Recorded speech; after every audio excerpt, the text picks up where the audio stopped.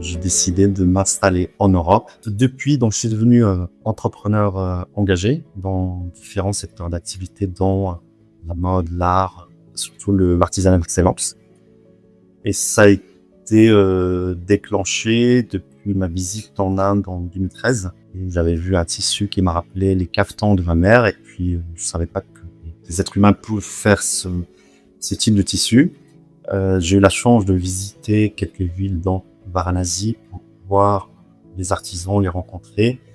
Et puis, il y a eu cette idée de peut-être créer une marque de caftan qui relie l'Inde avec le Maroc. Comme vous savez que le Maroc est un grand consommateur de sari. Et donc, à ce moment-là, quand je suis retourné voir un peu l'écosystème de l'art de caftan au Maroc, j'ai vite remarqué que c'est un modèle économique qui ne peut pas être possible, parce que la chaîne des valeurs de tous les métiers liés au caftan sont fragmentés. À mon retour en France, l'un des savoir-faire qui m'a un peu capté, donc c'était le tissage au quart, donc le Sfifa. Et là, il y a eu l'idée de créer une marque de prêt-à-porter de luxe qui s'appelle donc Maison Mayad. Et c'est une marque qui additionne des savoir-faire d'excellence entre les origines des cofondateurs, donc France, Italie, l'Inde et le Maroc.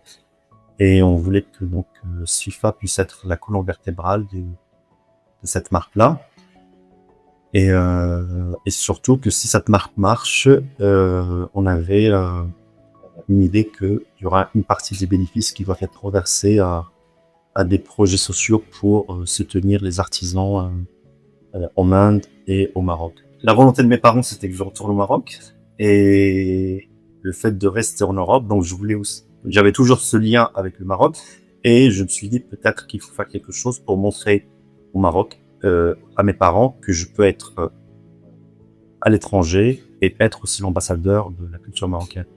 Et comme je dis, donc c'est de fil en aiguille, je me suis retrouvé dans ce monde de la création, où aujourd'hui je sens que c'est un peu ma mission de vie, et donc je suis pour la promotion de l'excellence artisanale, donc le savoir-faire, surtout donc d'ailleurs, mais surtout marocain, avec un avenir durable pour les artisans, à condition que ces artisans puissent avoir une dignité de vie, et pour que ce savoir-faire puisse être transmis à d'autres générations. Alors, Sfifa, il y a 3 types de Sfifa au Maroc. Donc, il y a le tissage au doigt. C'est un galon pour embellir les costumes traditionnels marocains dans le caftan. Et il y a 3 types. Donc, il y a le tissage au doigt. C'est un savoir-faire qui était transmis de mère en fille musulmane au Maroc. Il y a un autre type de Sfifa au galon qui est le tissage au quart. Donc, c'est un savoir-faire qui était transmis de père en fils des artisans juifs au Maroc. Et puis, il y avait le dernier qui est arrivé donc après l'invention du jacquard. Donc, c'est le galon système qui était importé de France vers le Maroc.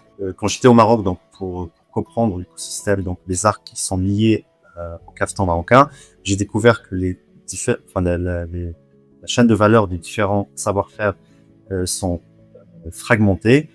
Le fait de créer cette marque à l'international et que ça a marché, notre responsabilité, c'était pas que d'avoir des gains financiers pour nous, mais c'était aussi de soutenir les artisans qui sont derrière, et surtout ma rencontre avec les artisans, qui aujourd'hui sont moins de 100 artisans qui maîtrisent ce savoir de A à Z et qui refusaient de le transmettre. Notre engagement, c'était comment renverser cette tendance de refus vers la transmission. Et donc, en gros, on a essayé de comprendre avec l'anthropologie dynamique, agir avec une analyse stratégique pour construire avec une intelligence collective les différents corps de métier pour que ce savoir-faire puisse être transmis. Donc, c'est là où il y a eu, dans plus de 10 ans, l'association Team Endot, elle existait de fait depuis 2013. mais elle a été créée légalement le mois d'avril 2021.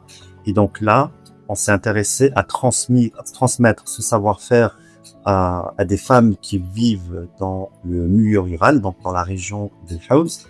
Et, euh, et donc, quand on a commencé à transmettre ce savoir-faire, on a découvert qu'il y avait d'autres volets qui font encore travailler. Donc, c'était le volet psychologique et social avant le volet économique. Donc, pour que une femme puisse s'émanciper correctement, il faut qu'elle puisse avoir confiance en elle d'abord, et puis s'ouvrir à un marché que j'espère un jour puisse être porteur pour ces artisans, surtout à l'international.